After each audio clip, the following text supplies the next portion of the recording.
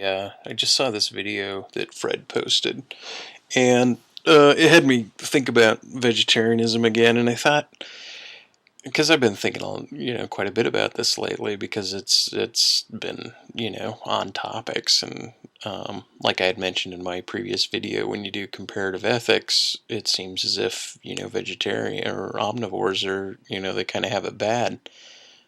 In terms of suffering, but they only have it bad when you're comparing this idea of what is right, um, not really what is suffering.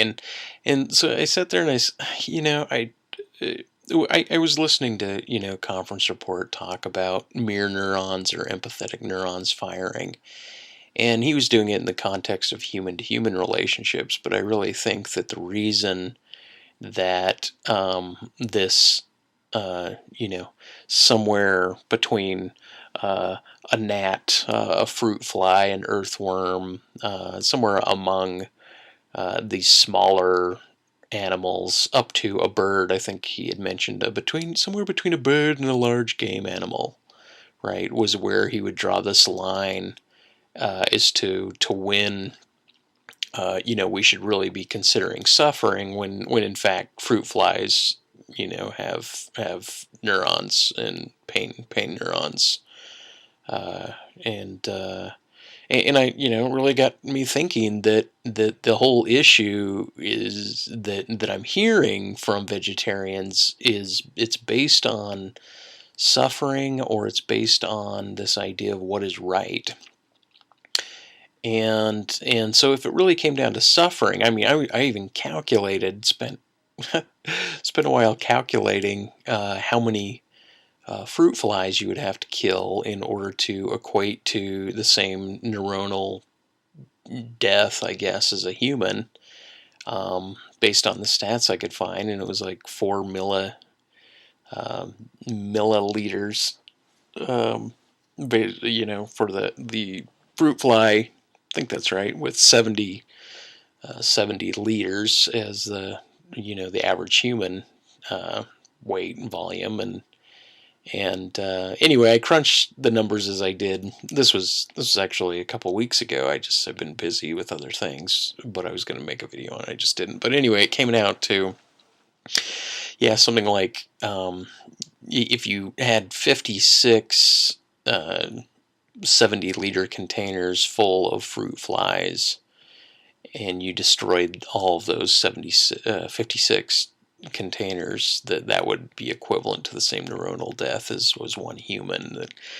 That and not that this has anything to do with anything particular, other than, I mean, when you think about, when you drive, if vegetarians make arguments for that which is right, and Gary talking about wanting to get away from the suckage of life, then this would include just the act of driving for the oil contaminant in the air and the footprint one's adding. But it also has to do with, I mean, how many insects are being slaughtered on your windshield that suffer neuronal death, right? And is that statistically significant? And that will, of course, it is, if we're going to gauge, vegetarianism based on suffering, then we, of course, we have to count, these little insects. But Fred had mentioned, that somewhere up the ladder, somewhere between a bird and a cow, is where we should be drawing the line. And I sat there and I thought that this seems to be an issue not about suffering anymore. It seems to be an issue about identification. And I sat there and I thought about this mirror neurons and empathetic neurons firing. And I sat there thinking, because I was also thinking about this escaping from anthropomorphism, but I'll get back into that in a minute. But it had to do with this identifying with an animal, meaning when you see an animal die, you kind of put yourself in its own skin. And by that I might mean that maybe our empathetic neurons are firing when we see an animal die, we're reacting in the same manner that he was describing happens when we see another individual hit their hand. We're seeing it when we see an animal in pain. And there's no reason to assume that there's not cross-special empathetic neurons, from animals to humans. I've had dogs come up and lick me when I'm whining in pain. Oftentimes, even when I'm faking it. Um, Cats. I think animals respond to pain. And so anyway, so that's my point. Is that somewhere between, if we're going to say suffering is the reason to stop vegetarianism, then it should include all animals, because if the argument is, oh, this, it's about neuronal death, it's about suffering, then anything that has a nerve pattern should be included in that. Now, if not, then it's something to do with that which is right, right? Like, do it because it's right, if um, and then Fred puts this last video on, right, where he's talking about in nature, which I think is really bad science, where they're saying, the animal in nature has, more, it's putting off more cortisone, or I don't know what Fred was saying, however this science was gauged. But I can just imagine, trapping a deer, and of course this thing is going batshit, in some vet's office while they're performing the science on it, as opposed to, you know, and just to catch the animal in order to put an implant in it, right, and then to release it in the wild. I'm imagining that's how probably the science was done. Sorry, I'm getting off topic here a little bit. I was just imagining how they could have arranged that compared to just kind of going, come here, Betsy, let's walk into the vet's office, and it's just whoop-a-doo, and of course its energy level is low and so forth. But anyway, the conclusion that Fred came up to, following this science, is that domesticated animals, because I do see a lot of cows on fields, and I think, God, they're just there mounging away. They're just there soaking it up.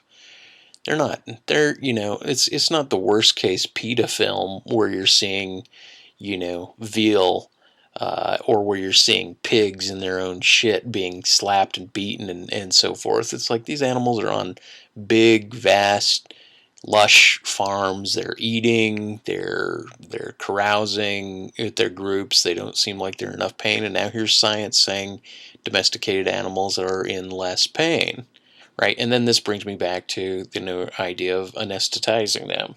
Right now, if we're going to already say, well, animals don't have a concept of death, which I think is kind of bullshit, right? But in the language argument, in the what makes a human different than an animal argument, a lot of people are going to say, well, of course they don't, they're not going to conceive what they're going to do next Tuesday down the line. They don't have appointments with their future, so they certainly don't have a concept of death.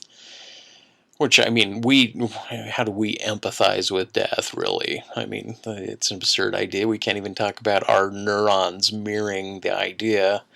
What does it mean to sympathize with that? And do elephants not do that? Do dogs not do that? But I'm not going to get in an argument about the conceptualization of death, right? I'm just going to give it to them, right? And say animals can't do that, because that seems to be the argument that's stemming from the vegetarian side, or from the supposed rational side.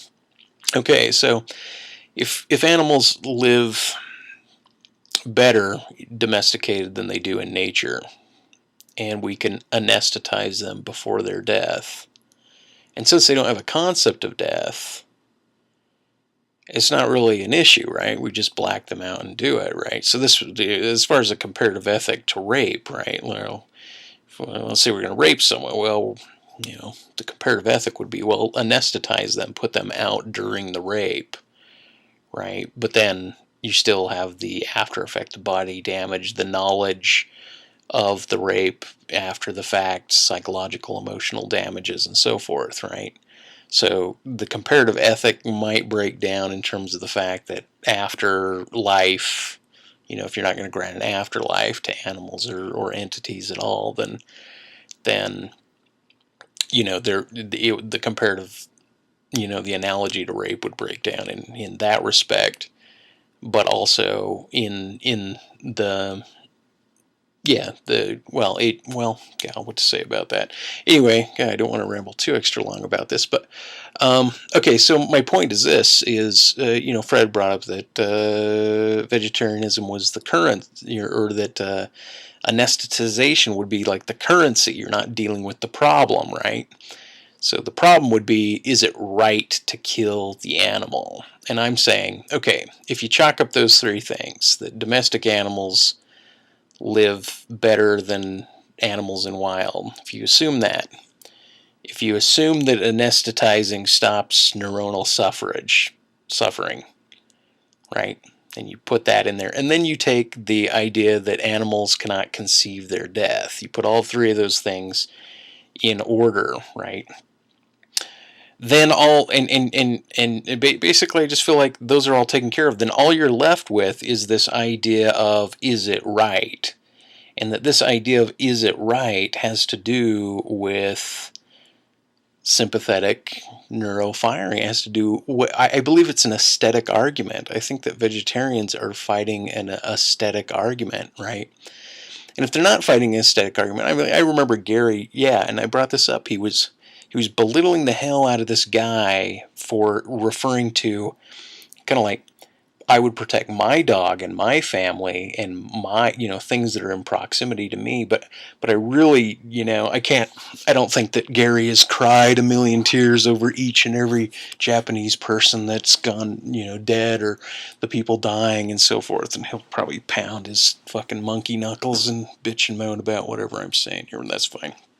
But, my point in that is that I think that when we know an animal, we get to know the animal. We don't want it to die. Kind of like family, kind of like people that you meet are more important to you than people that you don't meet. And I'm not saying that as a universal. I'm just saying it seems to be the case that an awareness of other entities allows us to sympathize with them in a particular fashion, where then the knowledge of their absence causes some, maybe it's pleasure, some emotional reaction to us, where the absence of another individual, just saying a person died in Japan or in Iraq or in the US, with no identification to them, it kind of leaves them more in a statistical realm. Right? And it's like, damn, it sucks to be whoever knows them. It sucks to be their family at this point, right? And maybe we can empathize with it, but I'm suggesting that it's difficult to get away from this approximated value of things, right? So when we talk about, mass industrial slaughter, the industrialization of animals and slaughter, and Gary was incorrect in analyzing my last video, where I was suggesting that to get away from, to stop eating meat does less for the supply and demand. I'm not denying supply and demand as a rule. I'm just saying that more people are brought up. More people turn 16, more people turn 18, more people go to the store and pick up already dead meat than vegetarian. Even if vegetarians are 15% of the population and rising, great,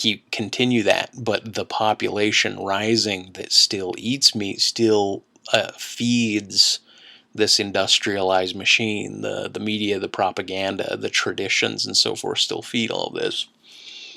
And so my suggestion would be to politicize it, go against these kosher laws that require non-anesthetized death, a particular throat cutting. You actually go in to implement an anesthetic process, because then that would put the aesthetic argument right in everyone's face. Like, okay, now it comes down to the line where we're just going to gauge whether or not this other entity is worth saving, or whether or not our quest to hunger trumps the ugliness of killing this animal. Now, if you're going to say, but the animal wouldn't want it, right, and speak for it, then you would have to argue. I would assume you would have to argue for.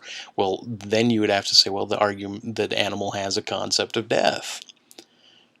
And I think a lot of people just aren't going to suggest that. So what I'm asking for from Fred and Gary or whoever else wants to chime in, even that dumb morbid atheist who totally got butthurt about our text argument that I had. But anyway, if any vegetarian wants to jump in on this, okay, yeah, if it's about neuronal death, God, I'm sorry about being redundant in this. If it's about neuronal death and suffering, then you got to include the gnats. You realize, and I understand the principle. If you can step over a bug, step over a bug, right?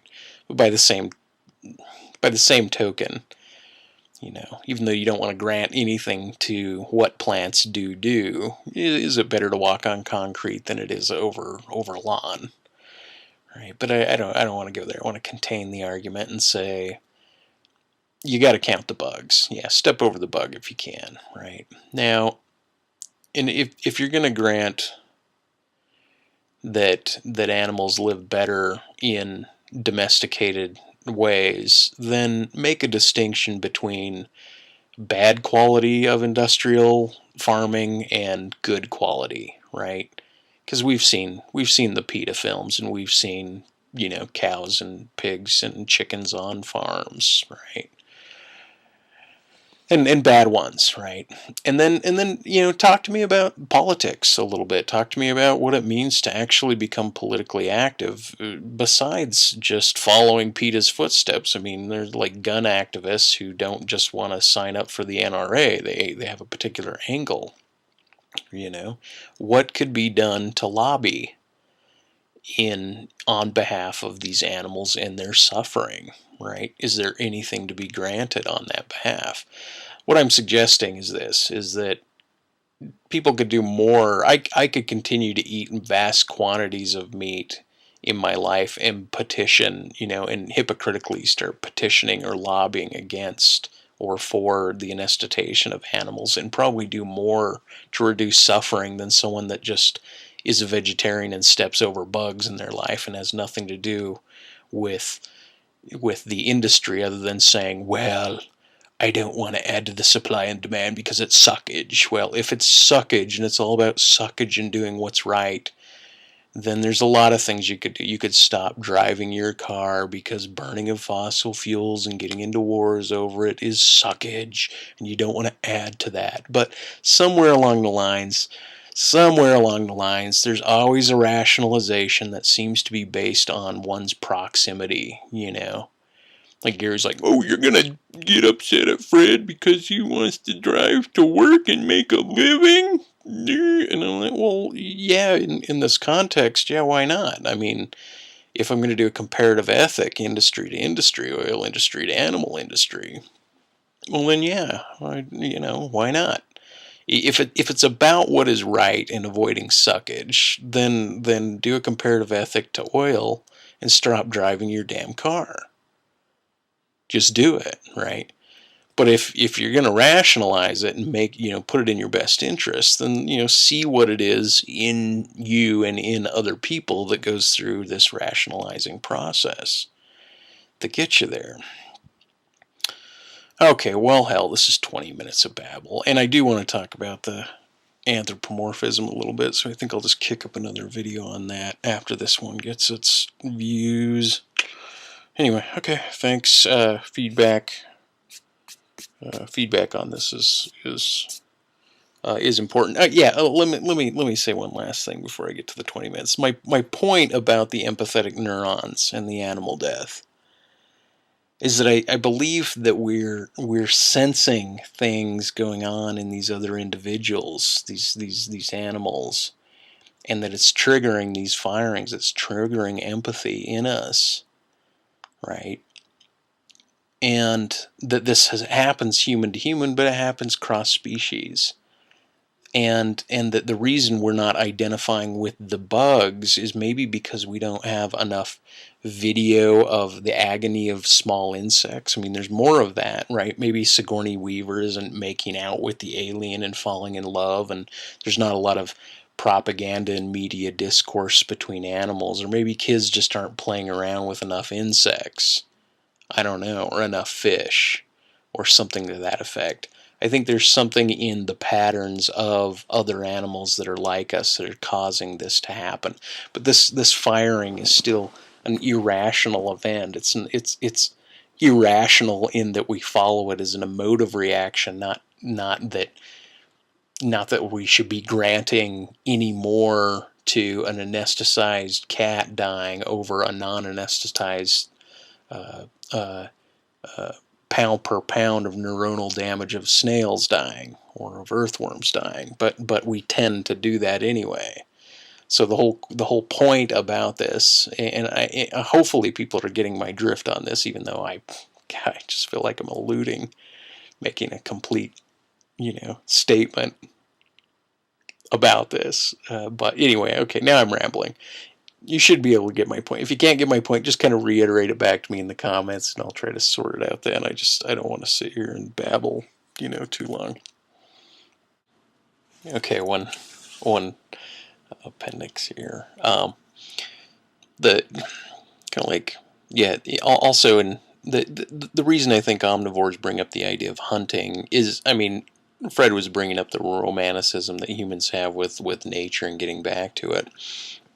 But at the same time, I think that the idea that's brought about, and I think Fred brought up that it would become a rich man's game because there's not a lot of animals to hunt, is one thing I read in one of his comments. But he also was bringing up the idea, of the stress level on the animals. But I think the reason why omnivores, independently of one another, fall, under these, when this argument is impressed upon them, go back to the idea of let's hunt for it, isn't based in the romanticism as much as it's based in the watching the animal die, being mixed within the process, not being caught up within the disconnect that modern culture has separated humans from, for multiple generations now, and especially in urban areas, as opposed to rural areas where hunting seems to be at least more, it seems to occur more often, or in the West and in the States it does. How close is your proximity to it? So it basically, once again, to be in proximity to the animal that you're killing, to be involved in it in one way, even to reflect into that animal. And if this neurofiring, empathetic neurofiring is correct, then the involvement in what you're doing becomes more significant. One could realize more, be more conscious or conscientious of their involvement in the process of living and dying. Same reason I would say that small children, as soon as, if their parents are going to have them eat meat, they should bring their kids on to a, kind of a mandatory field trip for, third graders to go to the slaughterhouse and actually see the process of the industrialization of the death, so that they know what it is that is happening to the animals. Once again, another means of generating sympathy for the cause. Okay, those are just some things I want to mention. Thanks.